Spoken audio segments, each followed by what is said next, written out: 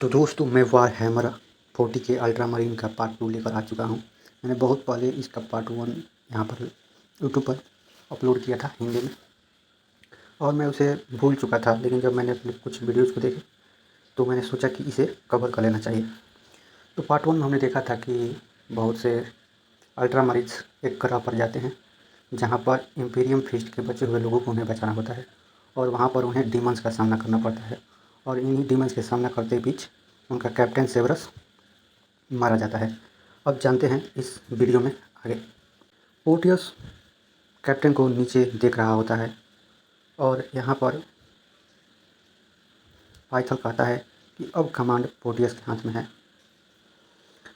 तब बेरनर कहता है कि हमें इस खबर को मैग्रेग तक पहुँचाना पड़ेगा। तब पोर्टियस कहता है कि प्रार्थना करो कि यह खबर पहुँचाने तक हम जीवित रहें। चूँकि पोर्टियस के हाथ में कैप्टन का चैन सा था, इसलिए पाइथल उसको कमांड संभालने को कहता है। तो वे पताका उठाकर प्रकाश स्तंभ की तरफ बढ़ने चलते हैं।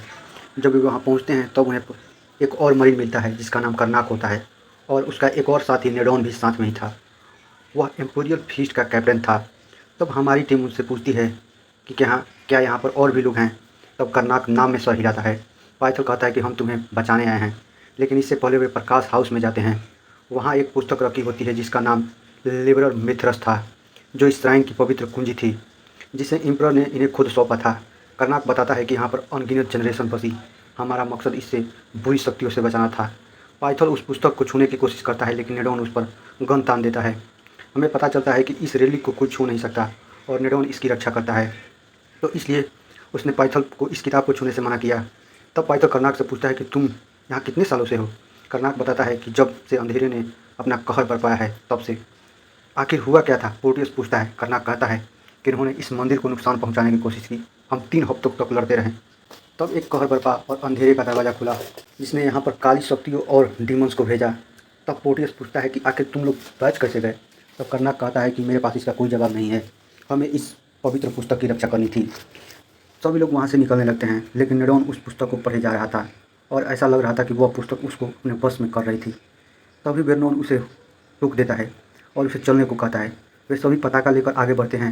सभी लोग सावधानी से आगे बढ़ रहे थे, और हमें वही क्रिएचर उनके पीछे दिखते हैं।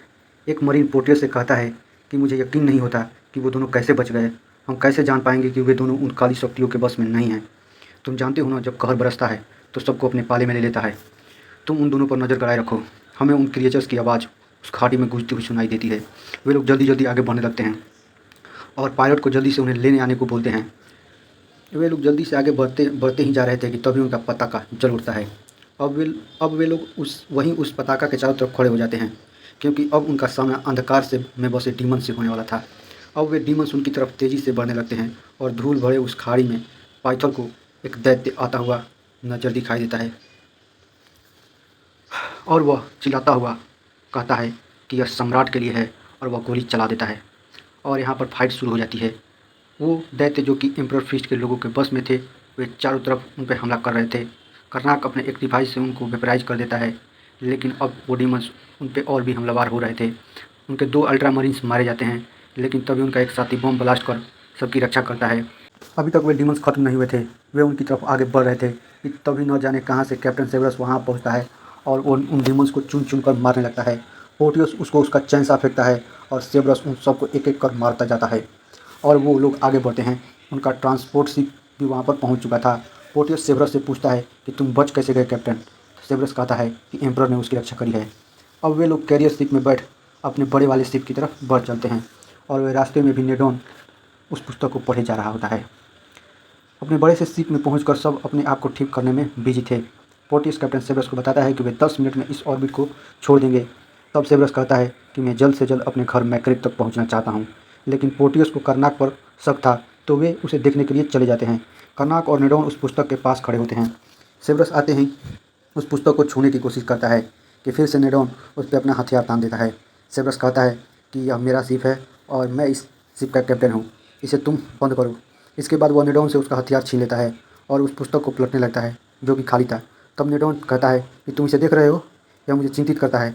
कहीं यह अंधेरे की कोई चाल तो नहीं। तभी सेवरस खड़ा होता है और करनाक पर बंदूक तान देता है, और कहता है कि मैं जानता हूँ कि तुम एक शैतान हो। तभी वह पताका जल उठता है, और सेब्रस कर्नाक को गोली मार देता है। यह देख निडॉन सेब्रस पर हमला करता है, लेकिन सेब्रस उठे उठाकर दूर फेंकता है। उसके बाद पताका पकड़े मरीन कहता है कि यदि डीमन मर चुका है तो यह अब तक जल क्यों रहा है।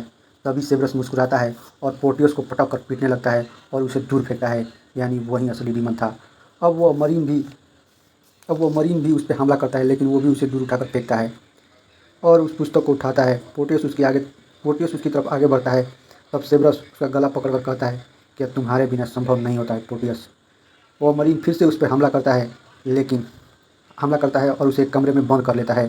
तब इसके बाद निडॉन पोर्टियस को उठाता है और वे दोनों आगे बढ़ते हैं। शिप पर कुछ लोगों की हत्या की जा चुकी थी। तभी उसके पास बेरनोर आता है। निडॉन कहता है कि हमारे पास बस 5 मिनट बचे हैं। यदि तुम्हारे कैप्टन को नहीं मारा जाएगा तो यह शिप उस अंधकार के कब्जे में आ जाएगी और तुम्हारे ग्रह मैग्रेक तक उस अंधकार का कहर बरपेगा। वे लोग आगे बढ़ते हैं जहाँ उन्हें डीमंस दिखाई देता है। वे लोग फायरिंग करते हैं, लेकिन वो डीमन वहाँ से भाग जाता है। डीमंस ने पाइथल को भी चोट पहुँचा दिया होता है। घायल पाइथल बताता है कि कैप्टन रेकुलियम में है। वे लोग वहाँ पहुँचते हैं। कैप्टन डीमन में बदल चुका था। वे लोग धीरे धीरे उसके पास पहुँचते हैं। नेडोन देखता है कि वह शैतान उस पुस्तक के सारे डिमोनिक पावर को अपने अंदर सोख रहा था। अब सिर्फ 3 मिनट बचा था। वे लोग उसके सामने आते हैं और उस पर हमला कर देते हैं, लेकिन वह इतना फास्ट था कि उनकी एक भी गोली उन्हें छू तक नहीं पाती। वह नेडोन को पकड़कर दीवार की तरफ फेंकता है। इसके बाद वह पोर्टियस पर ऊपर से हमला करता है और उसे पकड़कर उस पुस्तक तक ले जाता है। उसे पोर्टियस की बॉडी की ज़रूरत थी। वह कैप्टन का चेहरा उतार देता है और वह कुछ रिचुअल्स करने लगता है। उसके बाद उस पुस्तक से डिमोनिक शक्तियाँ बाहर आने लगती हैं। डीमन कहता है कि मैं मैकग्रक पर लोगों को मार डालूंगा। मैं मैकग्रक के लोगों को मार डालूंगा। इमेजिन करो कि वे लोग किसे पुकारेंगे जब वे लोग तुम्हारा चेहरा इस रूप में देखेंगे। लेकिन तभी पीछे से पाइथल उस पर हमला करता है, लेकिन डीमन उसे इस बार मार डालता है। अब शैतान फिर से पोर्टियस को पकड़ लेता है, लेकिन पोर्टियस उस हैमर को देखता है जिसको उठाने की चाह और अल्ट्रा मरीन करता है। वह डीमन पर हमला कर एक जगह छुपता है। अब सिर्फ 1 मिनट बचा था, लेकिन अब तक पोर्टियस उस हैमर को निकाल चुका था और वह डीमन की ओर आगे बढ़ता है और शैतान पर हमला करने लगता है। शैतान वहीं ज़मीन पर गिर पड़ता है। तब पोर्टियस कहता है, मैं किसी भी डर को नहीं जानता। वह शैतान को मार डालता है। इसके बाद वहाँ वेरनर आता है और तब पोर्टियस कहता है कि मैं कैसे समझाऊँ कि मैंने इस पवित्र हैमर का क्या हासिल किया है। तब वेरनर कहता है, भाई पोर्टियस, मुझे इसे बताने में बहुत गर्व होगा कि तुमने आज क्या किया है। तब पोर्टियस उस हैमर को उठाता है। हम देखते हैं कि पोर्टियस अब कैप्टन बन चुका है और वही बातें कहता है जो जंग में जाने से पहले उससे कैप्टन ने कही थी। फिर वेरनर पाइथल के जैसे उस वार हैमर को उठाकर पाइथल वाली बातें कहता है कि एक दिन तुम लोग भी इस पवित्र हैमर को उठाने के काबिल बनोगे। हम किसी भी भय से नहीं डरते हैं।